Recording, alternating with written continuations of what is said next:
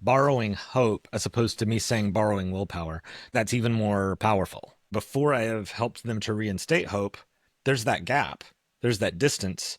And that's essentially what they're doing is they're borrowing hope from me until they have hope of their own. Welcome to a Share Life Academy workshop. I'm Jason Scott Montoya, and today we're going to be exploring perseverance and adaptability. Jim Karwisch, narrative coach, Untangled Narrative, is going to help us understand how to adjust to obstacles without losing momentum. So, Jim, I'll let you take it from here. All right, great.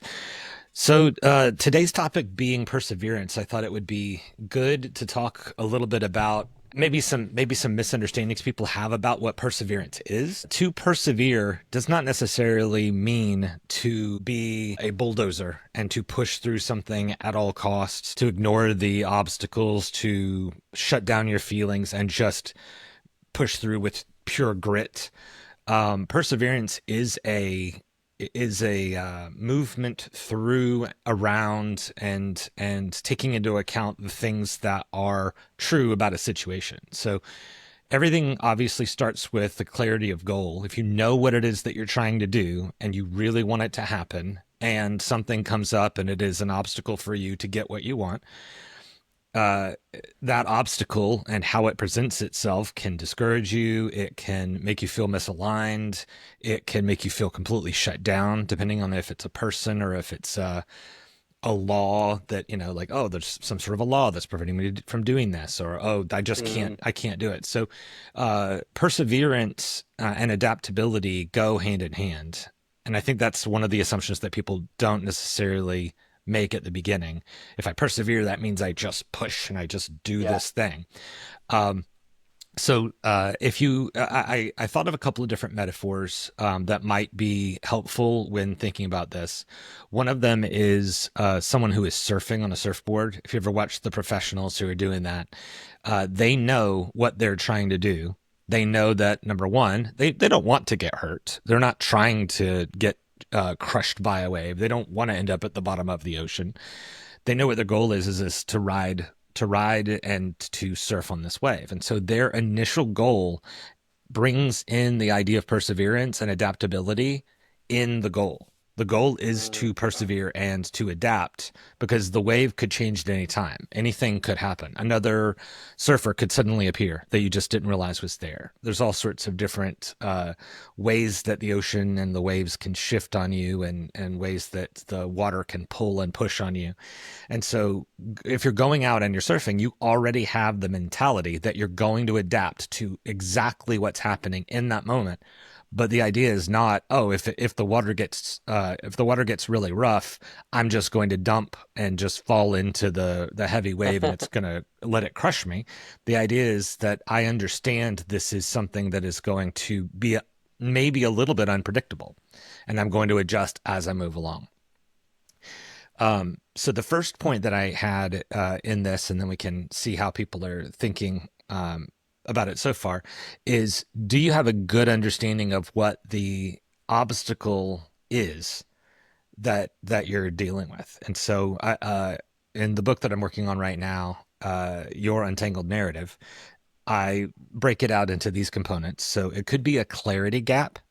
Could be that the obstacle is that you just aren't clear enough. It could be that you're not clear enough on your goal. It could also be that you're not clear enough about the things that are appearing in your path, and you just don't know what to do with them because you just don't have enough clarity. Mhm. The second is that you recognize a skill gap. You suddenly realize you just don't have the skill set yourself to be able to do what it is you're trying to do. The next is a misaligned relationship, something that you didn't realize was going to be a problem. You didn't know that person, that you knew you were misaligned with that person, but you didn't know they were going to be a part of this story. And suddenly they appear, and you're like, oh, nah, the problem with that person's now going to cause a problem with my goal. Um, it could also be that you move into it knowing very well that the relationship is there, but you really didn't know before you started. You didn't have clarity on that you were misaligned. You started with the relationship and knowing that everything was just fine, and then suddenly you recognize, oh, we're not aligned on this, and this is going to cause a problem for my goal. Yeah. Two more to go. Unsupportive environment. So you enter into a place that you thought was supportive, or you already knew that you were going to maybe encounter this environment, but you just didn't think it was going to be that hard, or you didn't think they were going to enter into it as much as they're entering into it. Um, and then the last one is a lack of a system. You just didn't have something in place that would allow you to overcome this obstacle easily. So anytime that we do the process that we're talking about today of recognizing how we can persevere and adapt, we can recognize our goal and what the obstacle is. At the end of it, when we've clarified it all and we've already worked through it, we want to do anything we can to capture that solution and make it a system that we can use in the future to bring this back and to solve this easier in the future. So I'll just go ahead and pause for a second. Jason and Allison, Tariq, anything come to mind to start with? Allison, I'll let you go first. Wow, that's a loaded question. Um, yeah, a lot has come to my mind as you have talked. And as I think about my own journey, I've had a lot of challenges, a lot of obstacles in reaching my goals. And I would say that definitely perseverance and adaptability go together. They have to. You have to learn how to be flexible. You have to learn how to embrace what's happening. And like you said, get the clarity on it. But also, I think for me, um, embracing, like you said, we're not bulldozers. So rest in that. Um, Kind of reassess what's going on. I used some R words. These just kind of came back to me this morning. Reevaluate, renew, restart, and then run with your focus. And Mm. so that's what I hear from you. Um, those are my words. Yeah, I love it. But I love it. that's what's happened in my life. And also just always keeping my eye on the goal Mm-hmm. and not running over people trying to get to reach that goal. Now, Allison, you're a speaker and you're also a writer. Did the words that you just chose, are those from a specific text or a specific talk that you've given, or did those just came to you in order as you were listening to what we said? They just came to me in order. Okay, wow. Yeah, Did you write them down? Because I'd like to hear them one more time if that's okay. I did. I said to embrace the Mm-hmm. situation, to rest in it, to Mm-hmm. reevaluate what's going on, to renew.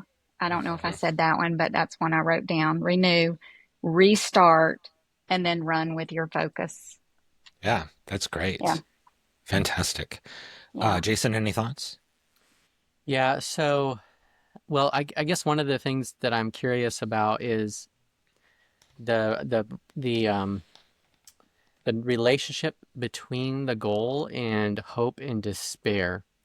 And so hope and despair being two sides of the coin, in the sense of like, here's a goal. If I have hope, then I believe that I can accomplish the goal. If I have Mm-hmm. despair, I believe I cannot. Right. Mm-hmm. So the obstacle becomes so um, unovercomable that like despair is the only option, right? In the most severe Yeah. case. But if you sort of zoom in on that in a more practical sense, someone might go, "Oh, I would love to start a business," and then they hit an obstacle, but for that person, it's such a big obstacle to them. Whereas for like a seasoned entrepreneur, it's like it's nothing, it's Yeah. like just a day in the life. Right. So the obstacle, we can perceive it different ways. Mm-hmm. And even the same obstacle, different people can perceive it different ways. And so the nature of relationship to the obstacle, and ultimately what our hope is, where we find our hope, Mm-hmm. is the hope, is there a hope that's grounded deep enough that it transcends those obstacles? So those are a few thoughts. I don't know what you would want to add to that. Well, the idea that hope and despair are those two ends of a spectrum for somebody in my work, which is narrative work, I would attach first, how do we reinstate hope because hope and despair are connected to your narrative. What's going on inside your head and what are you telling yourself about it? And so sometimes there are authority figures in our work, somebody that maybe they're an expert in the type of work that we're doing, or they're the potential client that is going to say yes or no to moving forward with something. And by them saying, I don't think this is a good idea. I don't think we should move forward at this time. For some people, their narrative about authority or their narrative about that particular person or their relationship with that person, they take that as an absolute, right? So when despair comes in, despair indicates that you think that everything that is possible to try is either has been tried and it's failed, or um, maybe that despair is there just isn't a possibility. There's no path forward in what we're trying to do.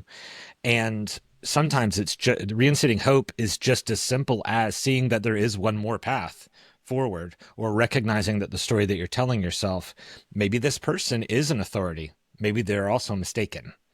Maybe this person can get in your way of doing what you want to do, but maybe that's not the only route, right? And so when we recognize, uh, we have a moment to pause, which is one of the things that I loved there, resting and recognizing that there's a need to think through this, there's a need to process this, and then we can get moving again. For someone who's surfing, or someone who is riding one. I get a lot of motorcycle videos in my Instagram, which I find very interesting. I'm not a motorcycle rider, but I get they pop up, and these people are going very, very fast. It'll either be someone on a motorcycle going very, very fast, or someone who is on a skateboard going something in the sense that you've got the camera on a person that's right behind the person going very fast. And so you're seeing them do this. And of course, my stomach lurches every time because I'm thinking, this is the video where I'm going to watch somebody get squished. But they're doing this and they're just moving, right? And so you see them in real time recognize, I didn't expect that to be there, but I'm gonna make a move. I didn't expect that to be there. I'm gonna make a move. I did expect this. This is a major intersection. I did know this was coming. Here's what I have to do looking forward a little bit.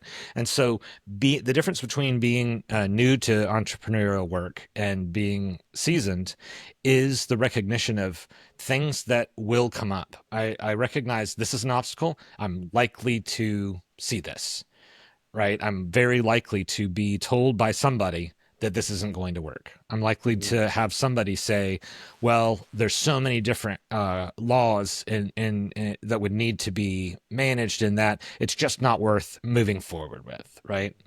And anything that could be an obstacle to the relationship part of it, right? Recognizing that there's a relationship issue, you're not aligned with them, and going, okay, well, then I can't do this. The hope would be, there is hope that I could restore this relationship. I could get aligned with this person. I could make it to a place where we could work together and move forward with this. And sometimes that's just a matter of a conversation and clarity, communicating with each other. Mhm. Yeah. Yeah. Allison, you want to add to that? Well, I love what you just said, Jim. And I also think there are times where we have to really weigh what's important. What is that obstacle when you go back and you're processing all of that? Is that obstacle something that really needs to be addressed now? Does it, the value in that for whatever the obstacle is? And also, when you look at relationships, I think we all need to understand and probably know this, but there are going to be people that we're not aligned with, and they are not going to want to communicate about it. They're not going to want to have that conversation and try to figure out what the issue is so that you can move forward. Yeah, and that's huge. Recognizing when the thing that you're pushing against, and that jumps us back to what we were talking about at the very beginning. Perseverance isn't about just pushing through something. It's about recognizing the weight of the obstacle, the strength of the obstacle, how misaligned are we?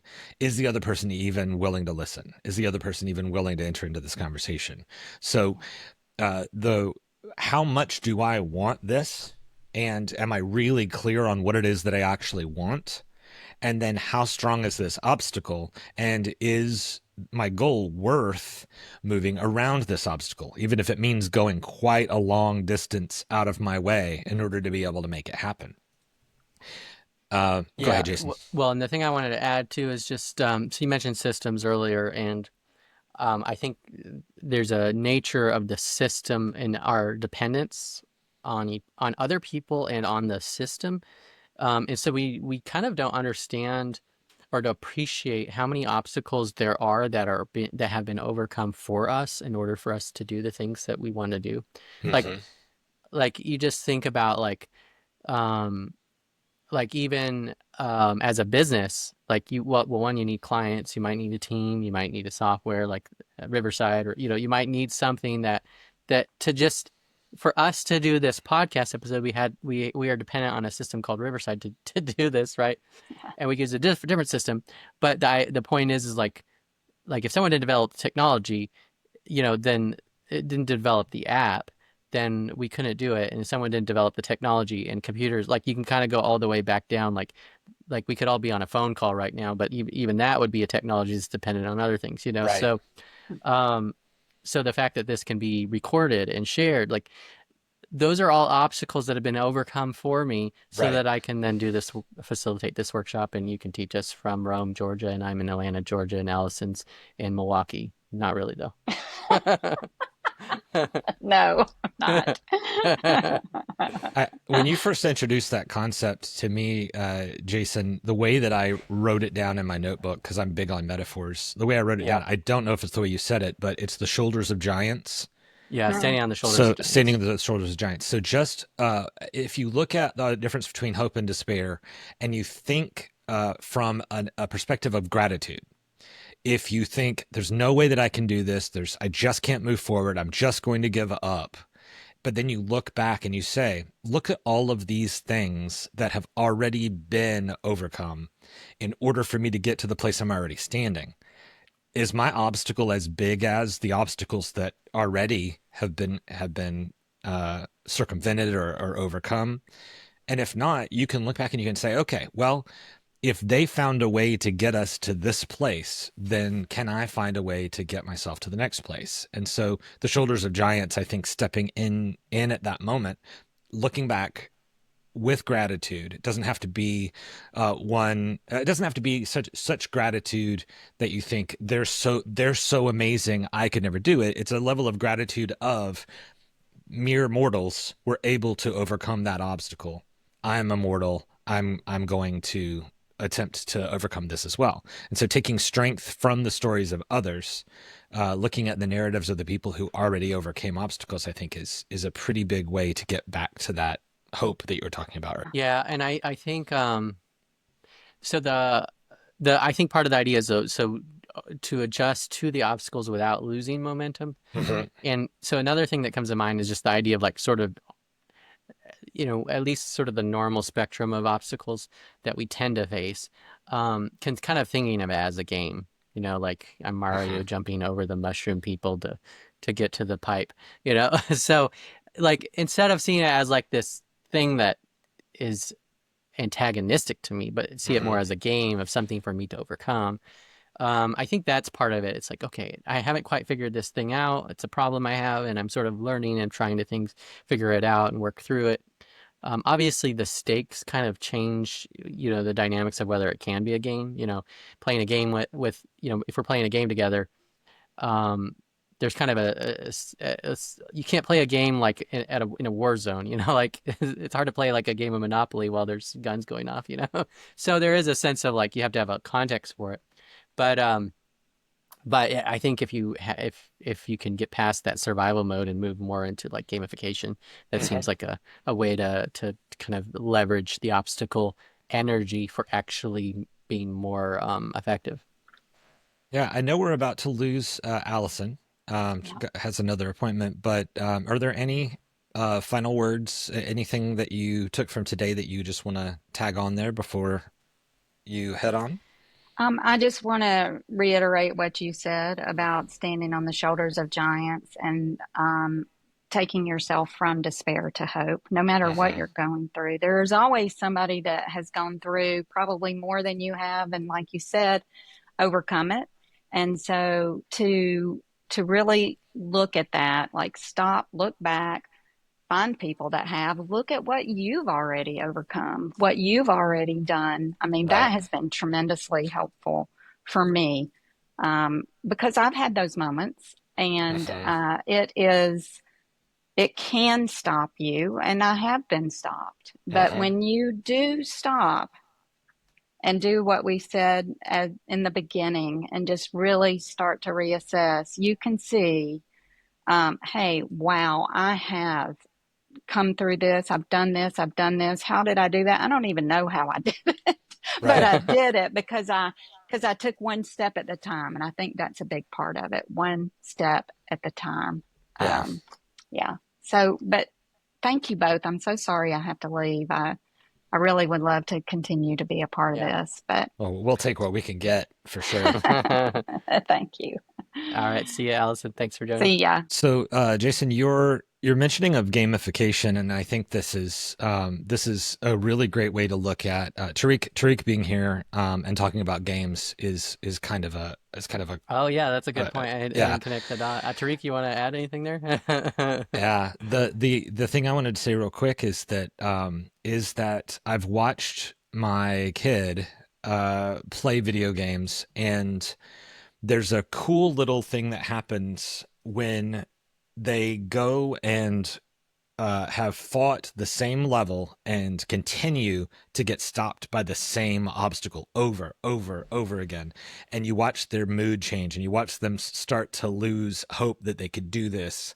And I know this borders a little bit on superstition, but my kid will come and borrow my willpower and energy in order to finish a level. So they'll come in the Mm, room and they'll say, Dad, will you be my helper? Will you be my good luck charm? Will you be my whatever? Right. And I do believe that they think that me being there has something to do with them. Uh, like I was special. And so that's why they somehow uh, overcame the obstacle. When the truth was that they probably just needed to do it enough times that they gained the skill set, or that they mhm. found the timing, or that they Yeah. the random nature of the game came around, and that one time the randomness of it worked out for them. But sometimes we can borrow the energy from others and the willpower from others, and just knowing that we have someone to support us can get us to that place. And so the number of so far I have not experienced them going, playing a video game, asking me for my borrowed willpower. I've never had it happen where it didn't work. And the reason Hmm. it didn't work is because they continued to persevere until it did work. They Yeah. just kept going. It was winnable. They felt like it might Yeah. not be, and they just kept going. They just needed me to be there to help them for the part where they were starting to lose hope. Yeah.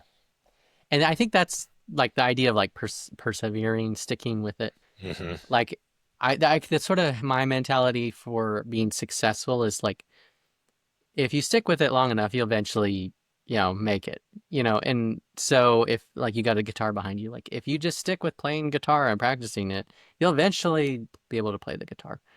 And maybe there's a bit of a talent gap between one person and the next in terms of how easy that is or how far someone can take that.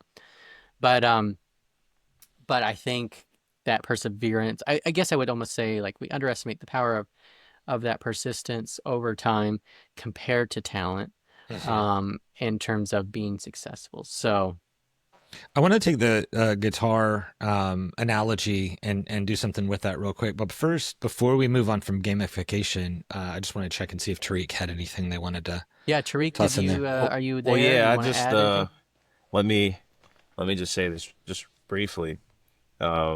You being there, just as a gamer, also kind of gives like when my wife watches me, it gives a little bit more focus from my end because I am performing in front of someone that I care about. Becomes performative. Yeah. Exactly, and it's like I don't necessarily Like if I'm just playing, let's say on stream or on Twitch or something, I'm not necessarily trying to be the best or whatever. I'm just kind of doing it for fun, interacting with people.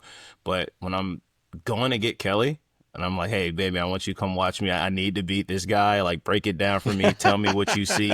When it's serious like that, then I know, okay, let me focus. So just to your point, let's say it is despair, having that borrowing that energy from someone that brings hope makes it so much easier to kind of get through Mm. obstacles. So So you're that was saying something I borrowing was hope is thinking. a powerful thing. Exactly. I love the idea of, yeah, that was a nice little shift in language, but borrowing hope as opposed to me saying borrowing willpower, that's I think that's even more powerful, right? Just Yeah, I Yeah. like it. I like it. Yeah. do I need to borrow hope from someone in order to get when I'm coaching people and they started at the beginning and they're feeling like I really don't believe I can do this. I'm gonna try this coaching thing just to see if maybe this last ditch effort I can get something out of this. But I'm going into the coaching thing. I don't have hope, right? And at the very beginning, before I have helped them to reinstate hope, there's that gap, there's that distance, and that's essentially what they're doing is they're borrowing hope from me until they have hope of their own. Yeah, And and yeah, I think yeah, the despair when that kicks in, when the reality of the situation is dire and it looks like and you feel like it won't get better, it'll only get worse, and then you're stuck in that reality, like borrowing hope may be your only option. And I think yeah, sometimes that can be it's interesting because the hope, that's where the type of hope matters. Because I think, like, let's say you had a situation where you have a family member that's got cancer and it looks like they're going to die. Like, you might want to borrow hope in a sense of like just to endure that. But if you are hoping that they come out of it and then it doesn't, and your hope is based on the outcome, then you're like you're kind of doubling down on your despair when the right, outcome doesn't play out the way you hope. yeah. Um, Jason, is there? Help me remember this because I'm not the fiction the actual content. I can't remember where this comes from, but there was something I was watching. Maybe it was a movie, maybe it was a book, but the characters would got snared in something, and the more that they struggled in the snare, the tighter it got, and the more that So they are. in Yeah, and I think in Andor season 1, Okay. have you seen Andor? Yeah. Yeah. Yeah, Is that what I'm thinking of? yeah, Say they a little shoot bit like more a about net that. thing. They shoot a net like and it's actually kind of ironic because, well, I might be getting the order wrong, but the way I remember it is they get put into this prison and then they escape the prison. But I can't remember if the net is before or after they escape. Hmm. Um, but it they get captured in the net. I think it must be before. That must be how they get into the prison. I mean, it's been a while, but yeah. As they struggle against this obstacle, it's like a Star Wars thing. So it's got like some kind of a thing that it kind of makes it more Yeah. intense.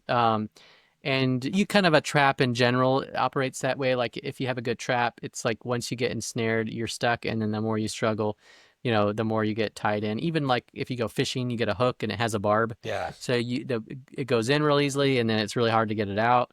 Yeah. So just that general sense. Yeah. Are you a Harry Potter fan? I am a Harry Potter movie fan. Movie fan. Isn't there a scene where they're held up in vines and in order to get out of the vines they have to stop struggling and relax and then the vines just drop Hermione and Ron through? It's like the more that they fight it, uh it's like they're tied up in these strong vines and then they're held the more that they struggle, the more that they fight, the tighter it gets and the less they can breathe. And then they Yeah, are I we can't asking the remember. I'm gonna ask Skynet Skynet? here real Yeah, quick, see what Skynet needs Skynet to tell says. us. Yeah. Um, Devil's Snare from Harry Mm, Potter and the Sorcerer's Stone. The magical yeah. plant has vine-like tendrils that ensnare anyone who touches it. The key characteristic is that it tightens its grip more the harder someone struggles against it. To Yeah. escape, one needs to relax, or better yet, use light or fire against it. Yeah. I think the idea of our hope versus despair, our willpower, and recently this idea of borrowing hope. Hmm. They're all in that situation. They're all struggling. The more that they struggle, the tighter it gets. And Allison mentioning rest, Allison mentioning taking a moment, right? In the Untangled Narrative process, there's a step called analysis, and that step is a restful step. It is a Yeah. step. It is a step to the side or a back to pause and say, what exactly is going on right now? Because me just shoving and pushing and fighting isn't working right now, Yeah. right? So what's the clarifying I need to do in this moment? And if you're not used to the process of pausing, reflecting, uh, reevaluating, analyzing, and then re-engaging, if you're not used to that process, it's not going to occur to you right away. You're going to just struggle Yeah. until the vines have just completely Yeah. your hope is gone, and you're just like, fine, Yeah. I It's give up on this project. another example is the finger trap. Yeah. Yeah. Um, if you don't know that the way to get out of it is just to relax and slow your way out, then yeah, your natural reaction is just to sort of fight it, which Yeah. just pulls you into it more. And I think reality kind of has a way of operating that way. I think the more we kind of fight reality, the more it kind of ensnares us. Yeah. And the more we sort of learn how reality operates, the better.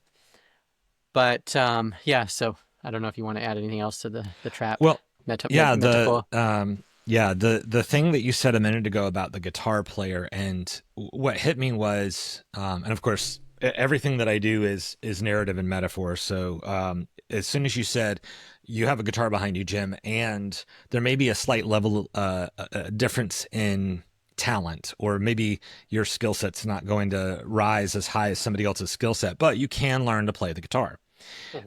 I was thinking of a musician who is a singer-songwriter.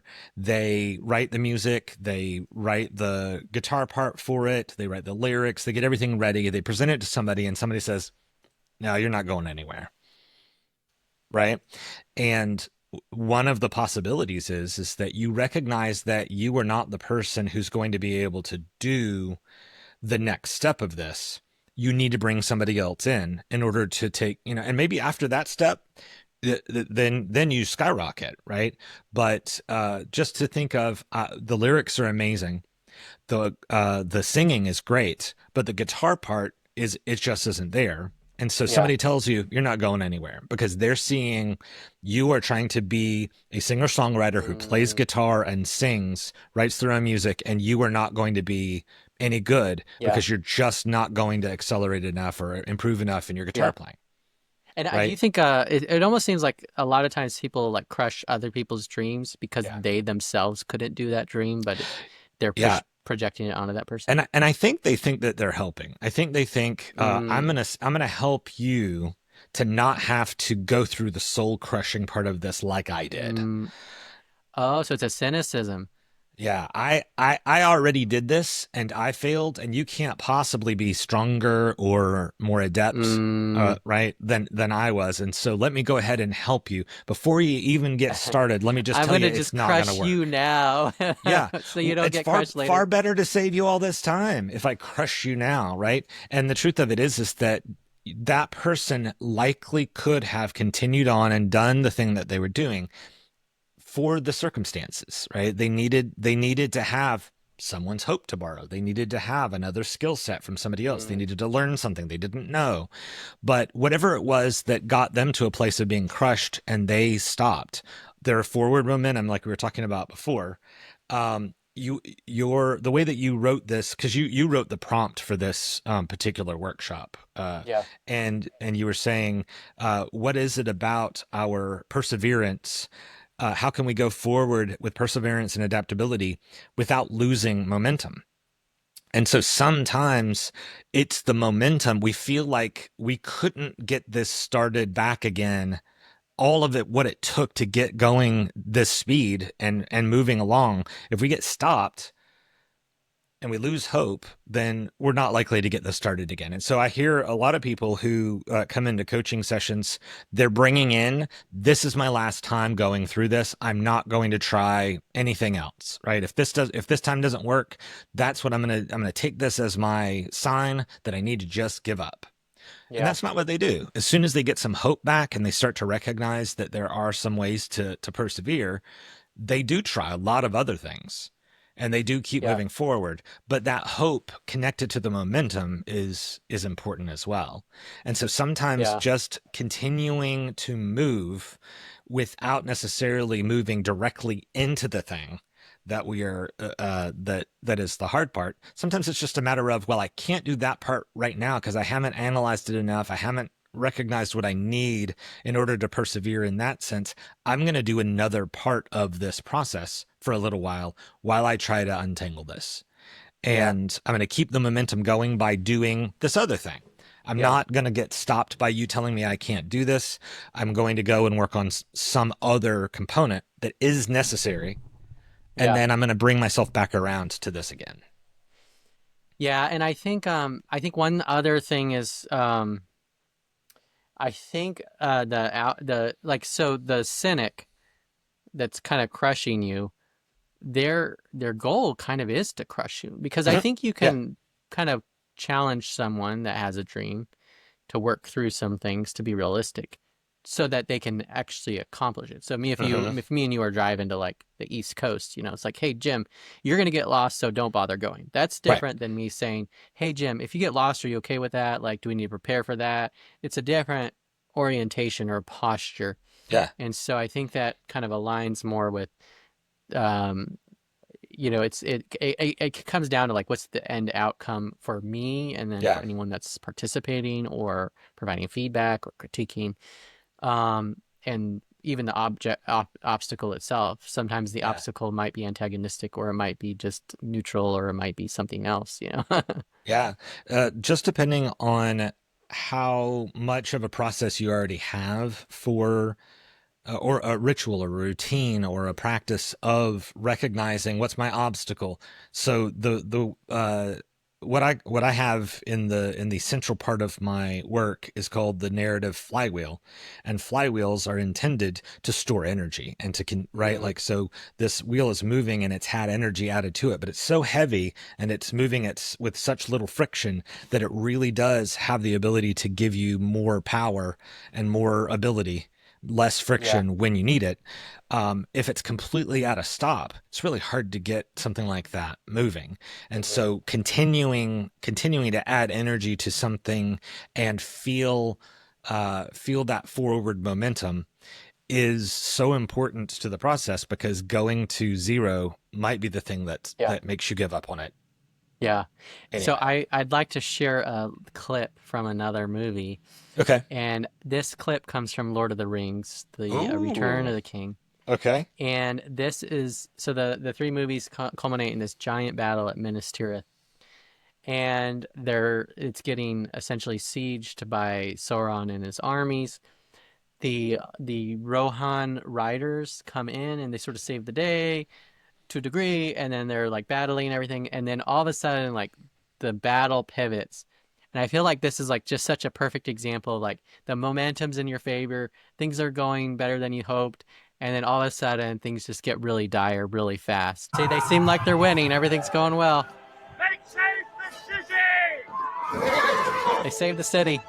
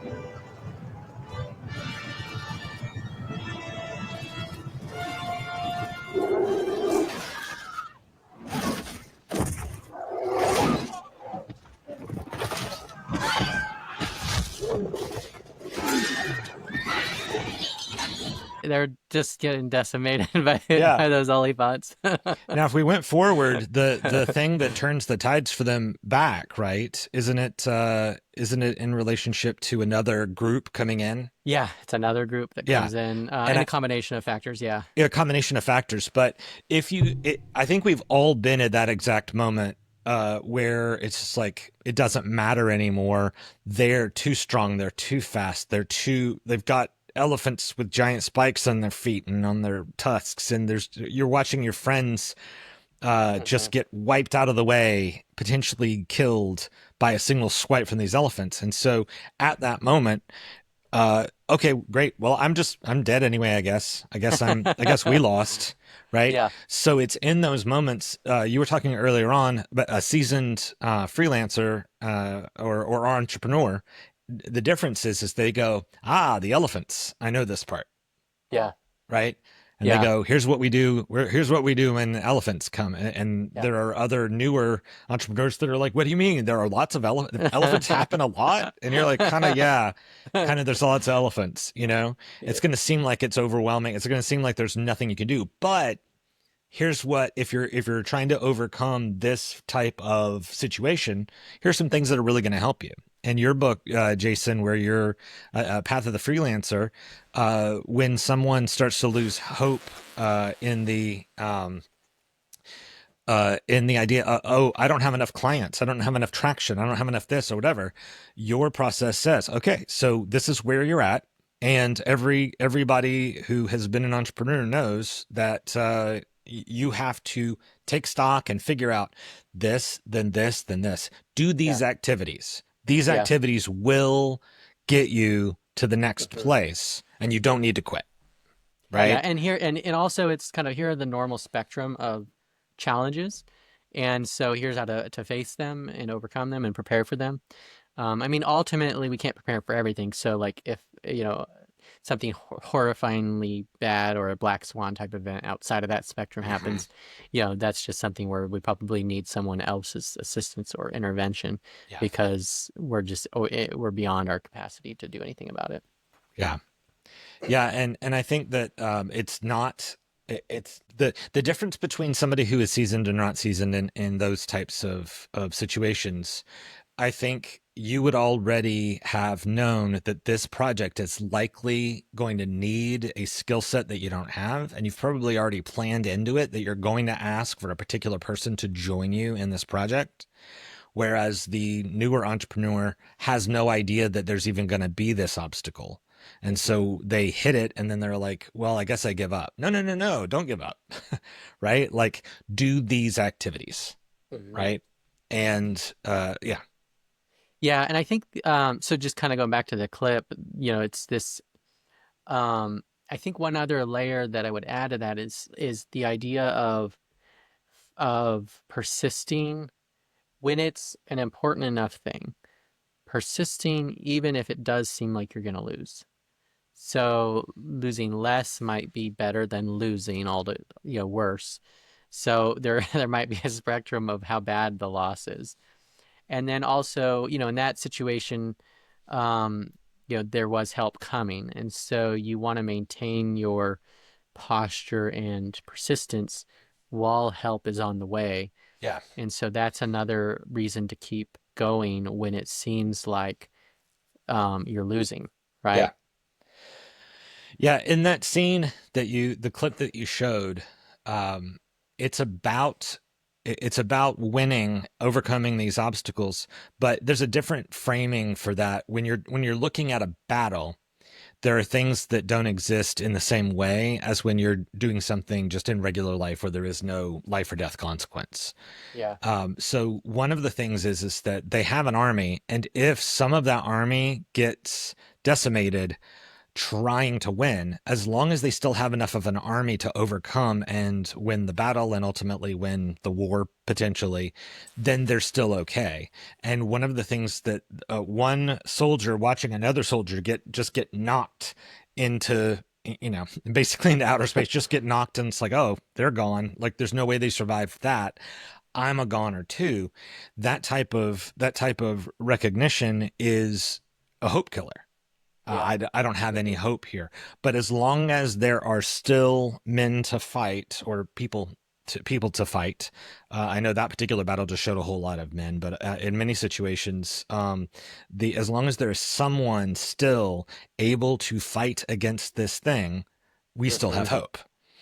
Yeah. And that's kind of there's like another scene in the movie a little bit earlier where when it's first being sieged and Gandalf's talking to Merry or Pippin, one of them. But he's saying his hope is outside of the win or loss of this battle. Like we Hmm. fight to the end, but my hope is in he's talking kind of about the afterlife in that sense. He's got a hope that transcends even death in that moment. And that's what brings faith into all of this, right? And so when Yeah. you're looking for, if you're just looking for perspective, so we already talked about looking at something and reinvoking gratitude as a way to get to hope. But another Hmm. is just where do you place your hope? In the grand scheme of things, where do you place your hope? And so people that do not have faith have a different type of struggle. People who do have faith have an additional way to process what's happening. Hmm. And they can put this in a different perspective to where they can say, yes, I need rest. Yes, I need to regroup. Yes, I need to get new supplies or bring on a guide or any number of things. But quitting isn't necessarily the next step. Just Yeah. leaving it all behind isn't necessarily. Sometimes that, I mean, we have to say that, right? Like at some point in time, you're going to do a project where you just need to let the project go. Yeah, sometimes we go too far, like we keep Yeah. going when we should stop. So that Yeah. I would agree that's an important thing. And I think the clarity, the way to figure that out is just define what it is you're trying to go towards. Mm-hmm. And you might, and if you're not doing that, like if you're trying to maintain a marriage and then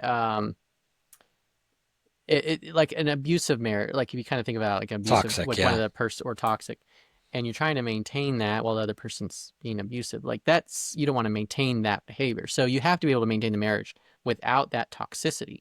And if Mm-hmm. you can do that, do that. But if that toxicity, isn't able to be addressed, then you have to make a decision to step out of it and at least for a period of time until that is either resolved or you move on. So Yeah, the process by which someone goes about finding a spouse, uh, if that process isn't the right, it just isn't right for the place that you live or the type of people in general that are around you, you're going to end up with the same issue again and again. Like people who are like, this is my fifth marriage. Really? How did the others go? Well, they all ended like this.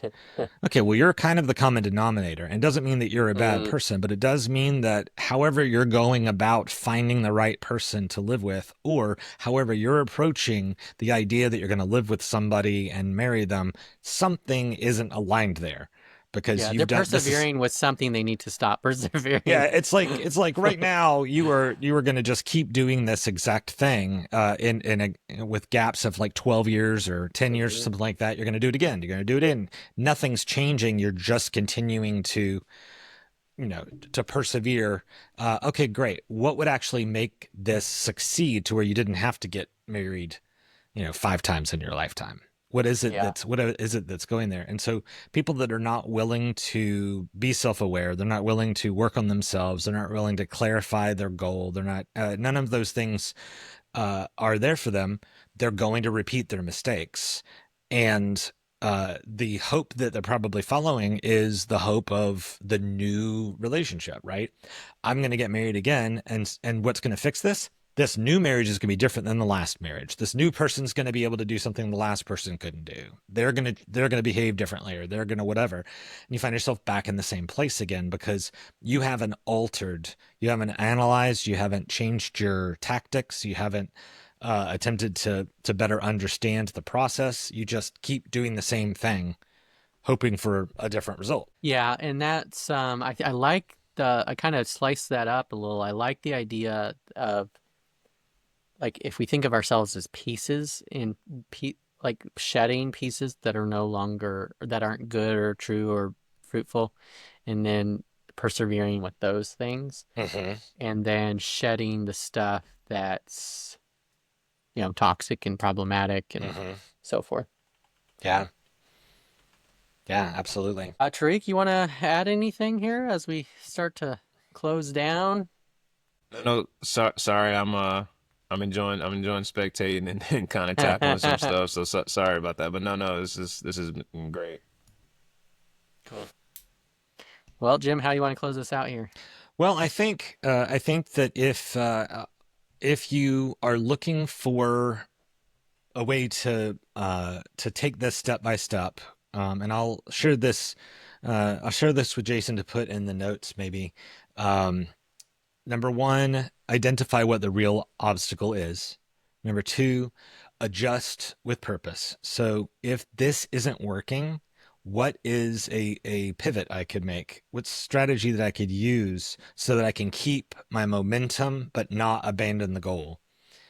And then the third is build an adaptive rhythm. And this is what I was talking about a minute ago with if you don't have a process where you analyze and take stock of where you're at and what obstacles are in place, if that's not something that exists, you're going to get blindsided every time. Yeah. So, so set a repeatable cue, something that you will recognize that is an indicator, like it's the Mm, canary in the coal mine of, oh, wait, something's happening here. I need to do a check in on this, and I might need to adjust a little bit in order to maintain momentum. yeah. If you have to get all the way to where you're being swiped by a giant elephant's tusk, if that's the place you've got to get before you recognize it, there's a chance that there's a chance that you're going to get wiped out, that you're going to give up hope and you're going to stop. So if you have this check in, anytime that I feel like there's unnecessary friction, or I feel like I'm not aligned with somebody, or I feel like maybe someone else could do this faster than I can, and maybe the obstacle is that this has to get done in a certain amount of time. Yeah. Being able to say, okay, well, if it has to get done in a certain amount of time and my skill set isn't up to the task, then maybe I bring in another person who can get this done on time in order to achieve my goal. So, recognizing that third thing of, do I have a repeated process of checking in whenever that cue happens, when I Yeah. feel like it's not in alignment? What can I do to change the shape or the topography of the situation to make me be able to achieve my goal without Yeah. losing momentum? Yeah. The thing that comes to my mind is just in terms of the momentum pieces. Well, you have two layers, two types of obstacles, I guess. And one is like a friction. The more obstacles you have that create friction. So, like I'm doing YouTube now, but I've got the camera, I've got my lights, I got my backdrop. Like I can literally just come in here, go into Riverside, hit record, do my monologue, and I've got like, and then it's pretty. Riverside makes it easy to edit it. So it's like, I try to make it as low friction as possible. So I think it Uh-huh. was building a system where the obstacles were as minimal as possible to Mm-hmm. publishing.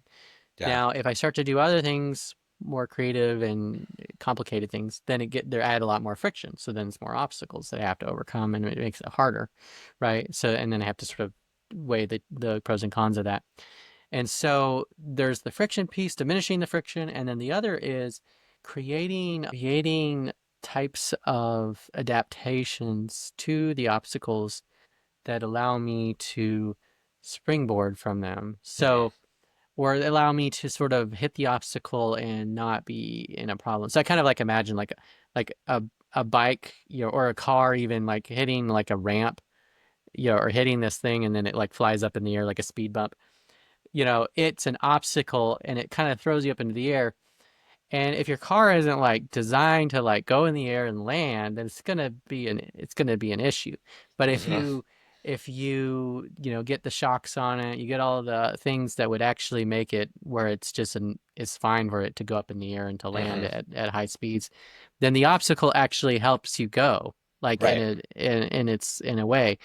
So figuring out a system that prevents the friction, and then figuring out a system that lets you amplify the obstacle into energy for your Yeah. momentum.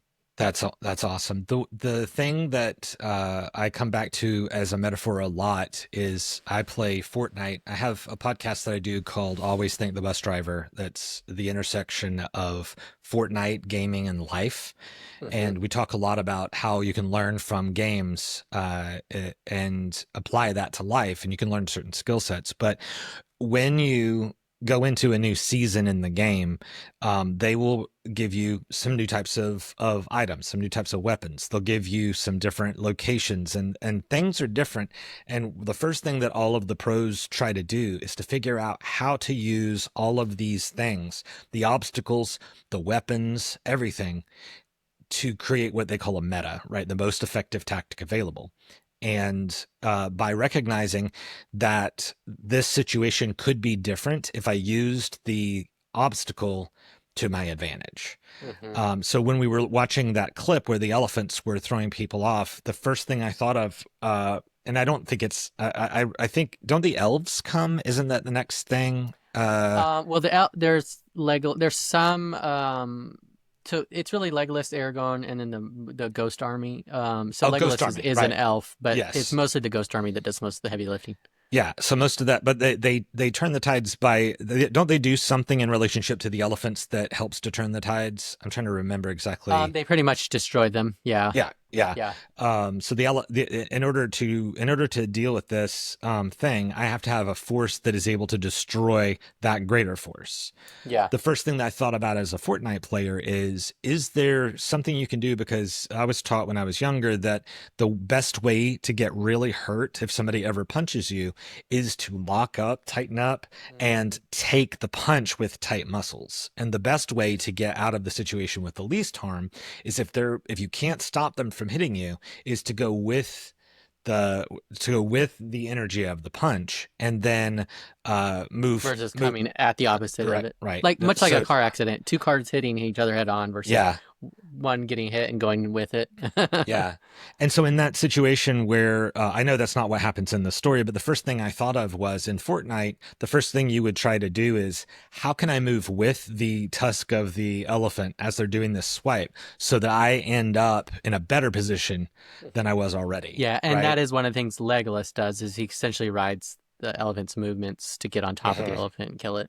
Yeah, yeah. Yeah. Now I got to go back and watch that whole clip again because I think it's been a long time since I've watched that movie. But yeah, how do I work with the obstacle in a way that I can use? That's a great point that you brought up of what can I do so that I actually get a net benefit from having faced the obstacle. I get into a better Yeah. position because that thing, that Yeah. that got in my And I way. I think people underestimate that. Like, I'll give you an example, and this could play out in a couple different ways, but failure, like I failed, right? So if I tell people I failed, then they might be inclined to help me or like, Mhm. like, or let's say I failed at some challenge on YouTube and then I do a YouTube video like talking about how I failed. Like that might be a successful video talking about my failure. Like, Yeah. so there's an energy there that I think is wasted if we just move on, without sort of leaning into that.